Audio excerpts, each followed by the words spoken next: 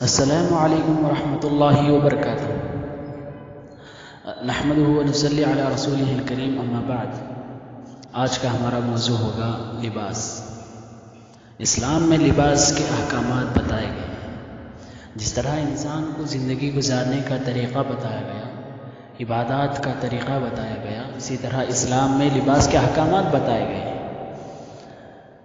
لباس انسان کی ایک ضرورت کی چیز ہے۔ لباس انسان کی عزت بچاؤ کی چیز ہے۔ انسان کو لباس جس طرح جسم کا ایک حصہ، جس طرح جسم کے ایک پارٹ کی ضرورت ہے، لباس بھی اتنی ہی ضرورت ہے۔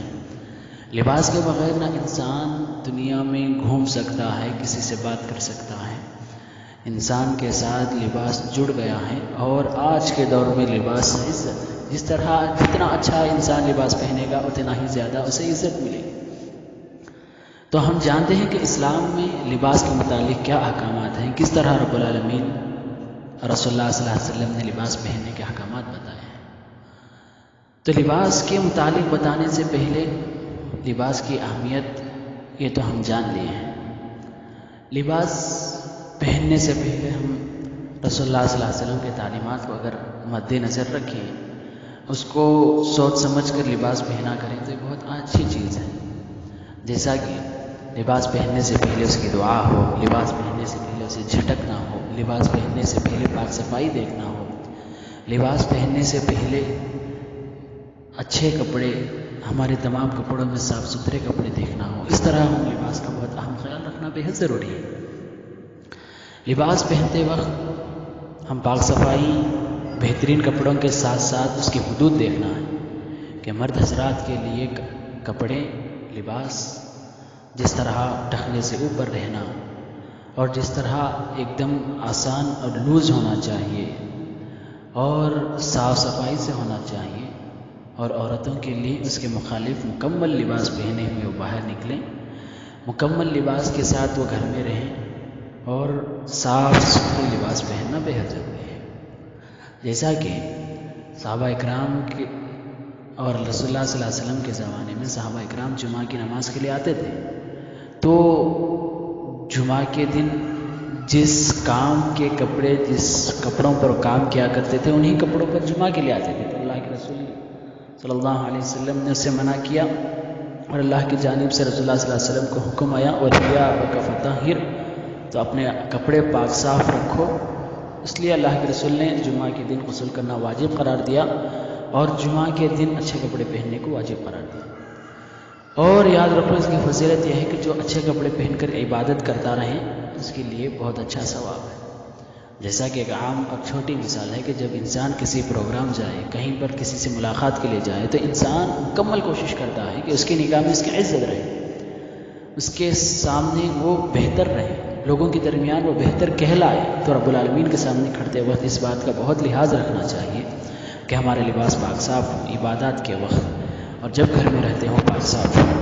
اس وجہ سے رسول اللہ صلی اللہ علیہ وسلم نے ان تمام لباس کے متعلق ملا کر کہا کہ الطہور شطر الایمان، پاک صفائی آدھا ایمان ہے۔ تو اس میں سے پاک صفائی میں سے کپڑوں کی بہت اہمیت ہے، کپڑوں کا نمبر پہلا تھا۔ اس وجہ سے اپنا دماغ صاف رکھیں، اپنے دل صاف رکھیں، اس کے ساتھ ساتھ اپنے کپڑے بھی پاک صاف رکھیں۔ رسول اللہ صلی اللہ علیہ وسلم کی سنت ہے اور اللہ کا حکم ہے۔ اس بات کو سمجھیں، اور اسلامی احکامات جو لباس کے متعلق بتائے گئے ہیں وہ چھوٹے چھوٹے بتانے کی کوشش کروں گا۔ وہ یہ ہیں کہ جب کرتا پہنے تو ڈھیلا ڈھالا پہننا چاہیے اور سیدھا سادہ پہننا چاہیے، ایک دم فٹ نہ ہو، اس کے اوپر تصاویر نہ ہو، اور ایک دم پھٹے ہوئے نہ ہو جس سے اعضاء ظاہر ہو جائے، اور اتنا پتلا کپڑا نہ ہو کہ اسے جسم نظر آئے، یا عورتوں کے لیے بھی اور مردوں کے لیے بھی۔ جب شلوار پائجامہ پہنے اس وقت اتنا فٹ نہ ہو، اور نہ ہی وہ پھٹا ہوا ہو، اور نہ ہی وہ ٹخنے سے نیچے۔ یہ مرد کے لیے ہے، اور عورتوں کے لیے ہے کہ وہ ٹخنے سے نیچے مکمل ڈھکے ہوئے ہونا چاہیے، اور ایک دم ڈھیلا پہننا چاہیے، اور اتنا موٹا پہننا چاہیے کہ اندر کے اعضاء نظر نہ آئے۔ اور مطلق مردوں اور عورتوں کو ملا کر یہی کہنا مقصود ہے کہ صاف ستھرا لباس پہننا چاہیے، اور ڈھیلا ڈھالا لباس پہننا چاہیے، اور سیدھا سادہ لباس پہننا چاہیے، جس کپڑوں پر تصاویر ہو اس کی عبادات قبول نہیں کی جائیں گی، اور جس کپڑوں پر تصاویر ہو تو قبر میں اس کے بارے میں سوال کیا جائے گا۔ اور جو کپڑے مرد حضرات کے لیے جو خاص کپڑے پینٹ جو ٹخنے گھٹنے سے اوپر جو گڑگا کہتے ہیں اس کے اوپر اگر پھٹا ہوا ہو تو اس کی نماز قابل قبول نہیں ہے۔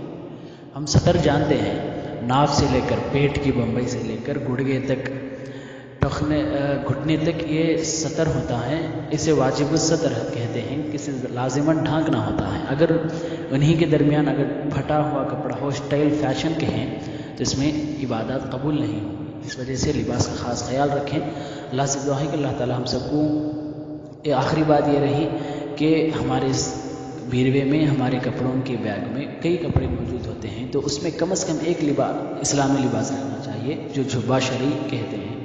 اگر مسلمان کے پاس ایک جبہ شرعی بھی نہ ہو تو بہت افسوس اور شرمناک بات ہے، تو اس بات کا لحاظ رکھیں۔ اللہ ہم سب کو اس پر عمل کی توفیق عطا فرمائے، آمین۔ والسلام علیکم ورحمۃ اللہ وبرکاتہ۔